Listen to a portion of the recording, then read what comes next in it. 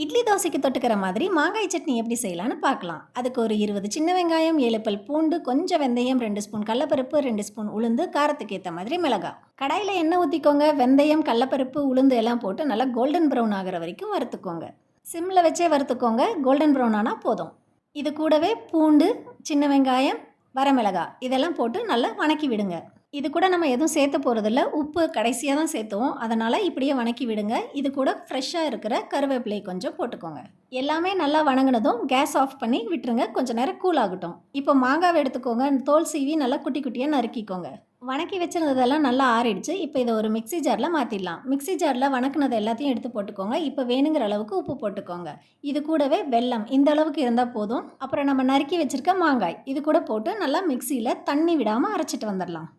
நல்லா மையாக அரைச்சிக்கோங்க. நல்லா மையாக அரைச்சிங்கன்னா தான் உங்களுக்கு இந்த மாதிரி டெக்ஸ்சர் கிடைக்கும். நல்லா திக்காக தான் இருக்கும். அப்போ தான் இட்லி தோசைக்கு நல்லாயிருக்கும். இப்போ இதெல்லாம் எடுத்து ஒரு பாத்திரத்தில் மாற்றிக்கோங்க.